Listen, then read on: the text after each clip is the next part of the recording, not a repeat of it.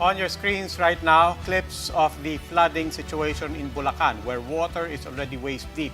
Incessant rains due to Tropical Storm Jolina have forced the Ipo Dam management to release excess water, inundating low-lying areas in the province. Over in Batangas, where Jolina made its 8th landfall, rivers overflowed, submerging parts of the province in flood water. Residents had to flock to evacuation centers after water swamped several houses and vehicles. Good evening, I'm Gretchen Mo. I'm Robbie Alampay. You're watching The Big Story. Let's start with a weaker Tropical Storm Jolina still battling parts of Batangas and Laguna, forcing residents to evacuate. But COVID-19 concerns and lack of basic utilities had a lot of evacuees worried. JC Cosico is reporting live from Batangas for tonight's Big Story. JC, have the floods in the area already subsided, and how are the residents doing right now? Gretch, Robbie, as we speak, it is not raining in this part of Batangas City. Floods have already subsided in some areas. Intense rains due to severe tropical storm Jolina inundated several parts of Batangas City, including here in Barangay San Isidro. With a nearby river overflowing, vehicles and houses were submerged in flood waters. Yung kasi umaga, mataas po ang tubig yan. Mataas po ang tubig dito sa dalampasigan ng Batangas City. And yun pong pag-iwa ng tubig, papunta po doon sa naturang dalampasigan ay dadaan doon sa mga ilog. Several families had no choice but to take refuge in evacuation centers, just like Maricel, who completely lost her home. Na-wash out po. Wala po natira kahit ano po. Kahit po isang kahoy, wala. Wala po natira.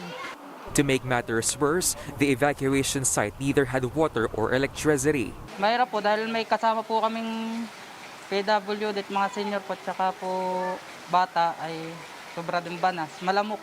At around noon, the flood water subsided. Some refused to go home, while others checked on their belongings. Naglilinis na po kami para hindi po naman namin matutulugan ngayon. Makikitulog muna kami baka sa school o sa mga biyenan ko. Jolina's wrath was also felt in Laguna. Residents near Laguna Lake had to flee due to strong waves. In Barangay San Marcos in San Pablo City, 8 families were evacuated from landslide-prone areas. The local government said they will be allowed to go home as soon as weather conditions improve.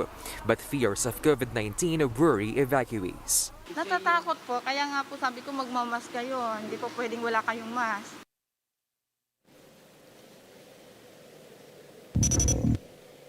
Gretch, Robbie, the Laguna PDRMO assures that minimum health standards will be followed in evacuation centers to control the spread of COVID-19. Now, the Batangas CDRMO is working on the restoration of electricity in affected areas. Back to you. Maraming salamat, JC Cosico. Jolina may have weakened into a tropical storm, but heavy rain is still expected in some provinces in Luzon before it leaves the Philippine area of responsibility by Friday. Tropical Storm Jolina was last spotted 135 kilometers south of Sandy Point in Cavite. It is moving northwestward at 10 kilometers per hour towards Bataan, where it's expected to make another landfall. Jolina is expected to pass through the coastal waters of Zambales all the way to Benguet before it exits the Philippine area of responsibility. Heavy to intense rain is expected over Bataan, Cavite, and Oriental Mindoro over the next 24 hours. Moderate rain seen over the rest of Central Luzon and Calabarzon, while Metro Manila may experience light to moderate showers. To give us the latest on government's disaster response, we have with us live via Zoom NDRRMC Chief and Undersecretary Ricardo Halad. Yusek Halad, how are rescue operations going so far? Good evening, Robbie and Gretchen. Good evening to all your televiewers. We have a report from Region 8 on the search and rescue conducted by the local government units and with the support of the Philippine Air Force and other uniformed services, the Philippine Coast Guard. And as I reported this morning, there was about 12 fishermen missing, but as of this evening, that is now down to 2 missing. They have recovered or rescued 48 already fishermen in the vicinity of the island municipality of Santo Niño, Western Samar or Samar province. So meaning that the earlier reported number of missing fishermen of 12 is not really accurate because of the number of rescued people now numbering 48. But there is an initial report of the recovery of 2 dead individuals now. And this is still being validated by the Regional Disaster Risk Reduction Management Council in Eastern Visayas. Specifically the DILG and Department of Health. In the meantime po, Yusek Halad, pangalawang taon na po natin to having to deal with weather-induced evacuations backdrop by COVID. How sure are we and what are the protocols in place against COVID and against the virus spreading in evacuation centers? Our advisory to the local government units, because they are the ones managing the evacuation centers, is that they should strictly follow the minimum health standard and the proper spacing of evacuees inside the evacuation centers, whether these are gymnasiums or multipurpose halls or classrooms of DepEd schools. So yan ang mahigpit na memorandum natin to the local government units, and supporting the LGUs are of course the Department of Health and the SWD in the management of evacuation centers. So so far wala pa namang report of any incidents of crowding in evacuation centers. Okay, maraming salamat po, NDRRMC Chief Ricardo Halad.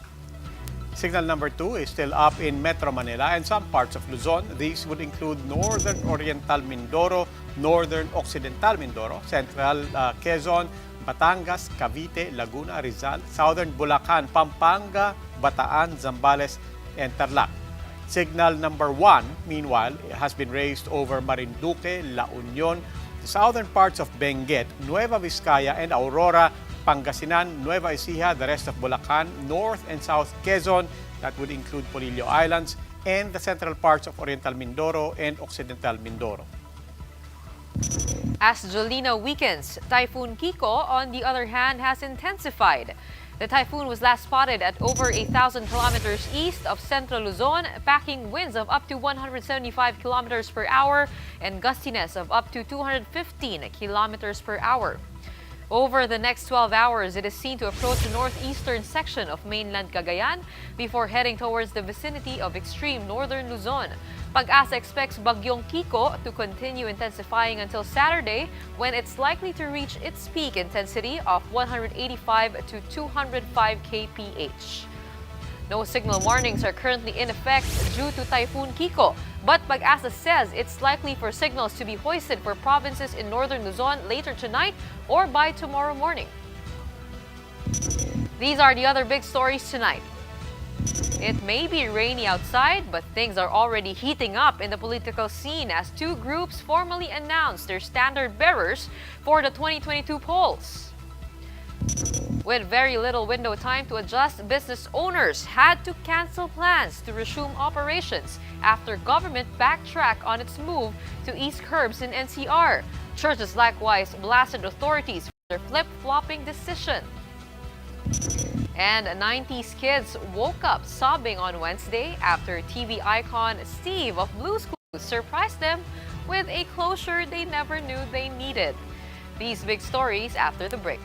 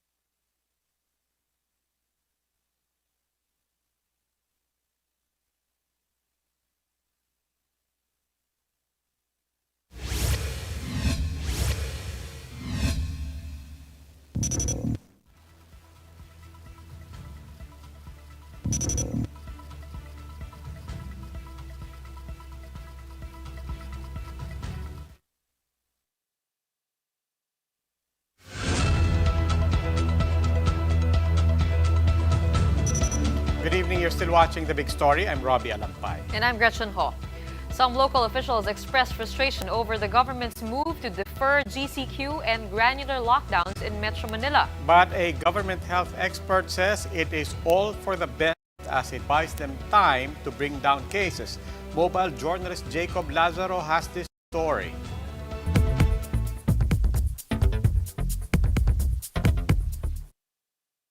The IATF's sudden deferment of the general community quarantine and granular lockdown in Metro Manila sowed confusion among residents and local authorities alike, and Metro Manila mayors are frustrated with the flip-flop policy changes, saying the guidelines as a whole lack clarity and direction. What we're looking into is the general direction of the policy, the framework that we're going to use in order to effectively implement the policy shifts. What is the objective of the policy? It's frustrating on our part. We are on the ground. The capital region was supposed to be the pilot area for the alert level systems, which would allow more businesses to operate depending on their local government's alert level.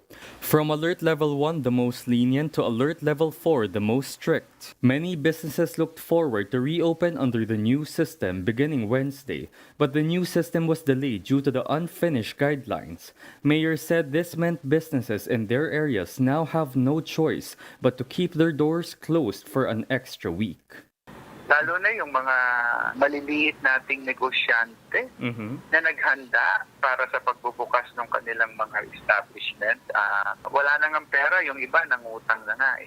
But while LGUs decried the flip-flop, Dr. Jean Solante, head of the vaccine expert panel, saw it as a good news. The government should do something while we are in the 2 weeks. One is really active case finding. Dapat house to house ka na, maghanap ka na ng may mga sintomas, no? Dr. Solante emphasized the need for more attention to healthcare workers. Dr. Solante also recommended that it was time to give health workers booster shots. Spokesperson Harry Roque said the MECQ extension may be cut short should the guidelines for the policy shift be finalized early. I'm Jacob Lazaro and we are One News. That last-minute decision by government also cost business owners big time. A number of them already stocked up on goods and readied their staff, only to be forced to remain shut. Shaila Francisco has the story. This Japanese restaurant in Manila was ready to once again open its doors to dine-in customers starting today. But in a last-minute decision, the government extended the MECQ period in Metro Manila until September 15. This put to waste the efforts of the restaurant staff to disinfect and stock up on goods for their supposed comeback. Business manager George Santos laments that some employees will have to go on for another week without income. Sana bago sila mag-announce, talagang planchado na. Kasi yung pag sinabi na, ganito, in-announce nila, syempre lahat ng tao maasa na makakapagtrabaho na. Parang joke na lang nangyayari. Restaurant cook M says he borrowed money last week to pay for his bills, expecting that he will be able to repay it starting today. Yung sasahurin ko po ngayon, yun po yung pambabayad namin ng utang. Kaso yun nga, kapos pa din. Other restaurant owners have brought their complaints to social media. This restaurant owner, for one, says they already underwent general cleaning and a staff meeting. They had also ordered meat that will last for a week. The group Resto PH estimates that the sector will lose 1 billion pesos nationwide as the government extends MECQ. 45% of the losses will come from Metro Manila. The estimate does not yet include carinderias. More than half of workers from every restaurant will also be affected. The sector is appealing to the government to do away with last-minute declarations of quarantine classifications. We feel so helpless and disposable na industry. Parang kinokondem lang po kami na mamatay na lang sa tabi. And we're very angry about this. The Trade Department has advised restaurants to exhaust their stocks through takeout and delivery services while waiting for the IATF's final decision. Shaila Francisco, we are One News. Aside from businesses, churches also did not take kindly to government overnight policy withdrawal, especially when they were supposed to celebrate the Nativity of the Virgin Mary. Romel Lopez with the details. Several churches in Metro Manila means no word in calling out the national government for its flip-flopping decision on NCR's quarantine curbs. As the San Antonio de Padua Parish describes it, lumaban po kahapon pero binawi po ngayon. Paco Church and San Francisco del Monte Church have indefinitely suspended their masses, citing the government's indecisiveness. Mary Comforter of the afflicted parish said it cannot make sense of the government. Quiapo Church Parochial Vicar Douglas Badong said they have already prepared for this day, especially that it's the feast of the Nativity of the Blessed Virgin Mary. Excited na nang malaman namin na mag-GCQ na sa wakas, matapos ang ilang buwan na hindi sila nakapasok ng simbahan, kumbaga sabi niya sa wakas na makakapasok na kami ulit. Yun nga lang, syempre matapos yung mga ilang minuto, talagang ready na lahat eh. Yun nga lang, nung ibalita na kinancel ang GCQ at balik MECQ, yun, medyo syempre tumamlay, nalungkot ang lahat, nakakadismaya lang. In Baclaran Church, the faithful still flocked despite heavy rains. They celebrated masses outside the church closed gates. While hearing mass online is an option, Gemma from Laguna said it's hard to break from tradition. Every Wednesday kasi kami pumupunta dito ng family ko po. This couple from Taguig meanwhile said they're unaware of the last-minute announcement. Hindi naman kami na-update na yun. Pero okay lang, at least nakarating kami dito. As for Father Badong, the government should be aware that churches also have their obligation to the laity and that they cannot close their doors forever. Hindi ligtas sa labas ng bahay, hindi rin ligtas sa loob ng bahay. So pati ba naman sa simbahan, mararamdaman na hindi ligtas. For News 5, Romel Lopez. We are One News.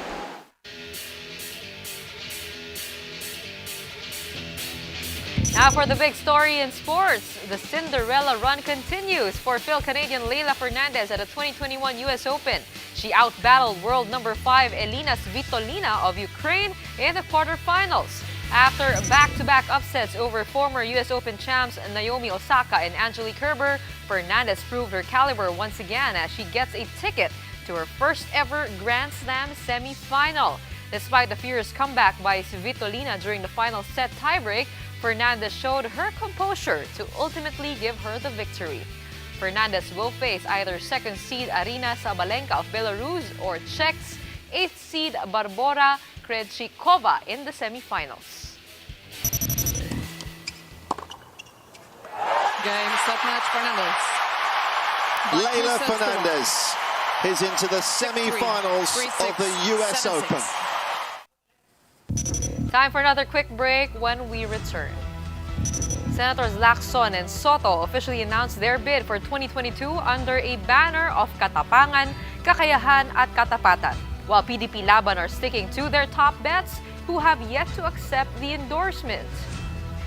And close to 2 decades after his abrupt departure, original Blue's Clues host Steve finally gives now adult fans some closure as to why he left.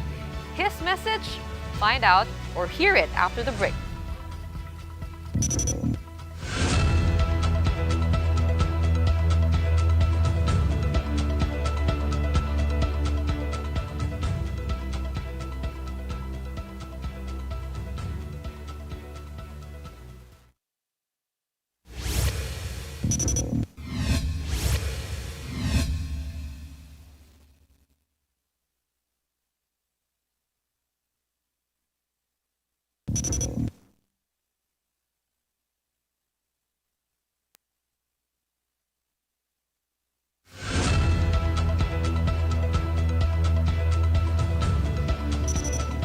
Good evening. You're still watching The Story. I'm Robbie Alampay. And I'm Gretchen Ho.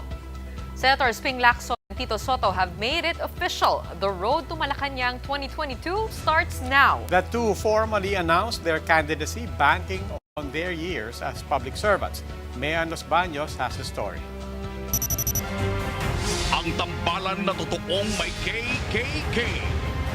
Katapangan, kakayahan, katapatan. Lacson-Sotto. Ito ang simula.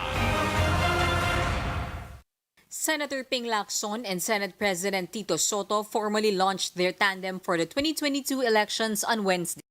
The 30-minute tape program aired in almost all TV networks and social media platforms. The two are banking on their long years in public service. Between me and Senate President Sotto are more than 80 years of honest, dedicated, and competent public service.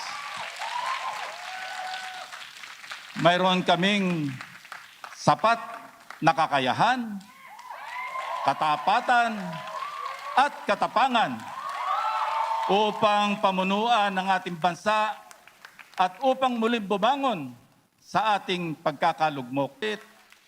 Lacson admits the next administration has a tough task cut out for them. He says they will focus on recovery from the pandemic and improving public spending should they win in 2022. Sotto also sought public trust in resolving perennial problems of corruption and poverty. He says he wants to empower the office of the Vice President even more in case he wins. Gusto kong lumahok sa pagka-Vice Presidente. Sa sitwasyon natin ngayon, pwedeng nating enhance the office of the Vice President. Some of Lacson and Sotto's close friends expressed support for their election bid. It was exactly 40 years ago when then Lieutenant Colonel Ping Lacson rescued me and my cousin from kidnappers. Senator Ping, I remember you barged into our room all in white. May you be the white knight for many, many more of our countrymen. Basta alam kong magaling si Tito. Galing din si Ping. Kaya nakakiti ako. One good plus one good, two good. Masyadong magaling. Napakasikat ni Tito Sen. Pero napakatao. Napakatotoo. The Lacson-Sotto tandem is preparing a separate event launching their senatorial slate of 12 candidates for the 2022 elections. Reporting for News 5, Mean Los Baños, we are One News.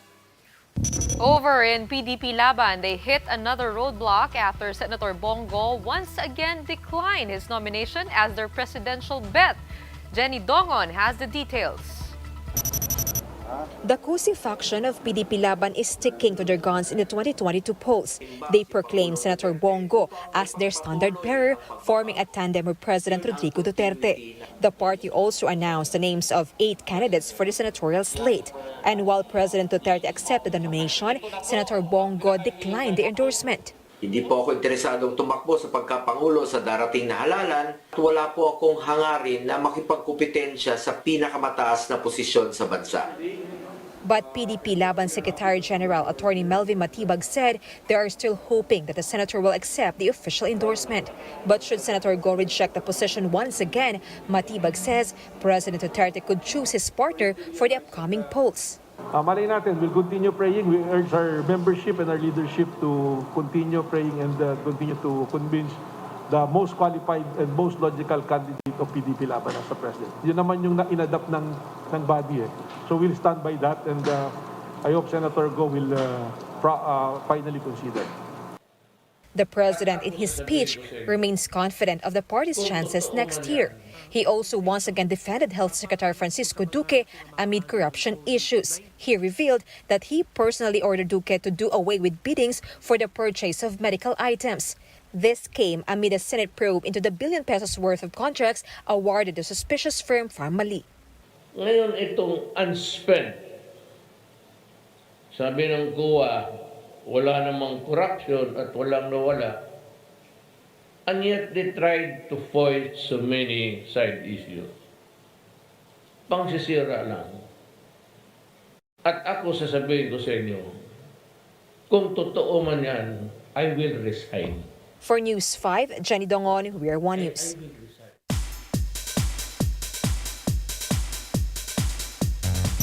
This is my brother Joe, he's your new best friend, and then I got on a bus and I left. Can we just talk about that? Blue's Clues original host Steve is finally giving an explanation for his abrupt departure in 2002.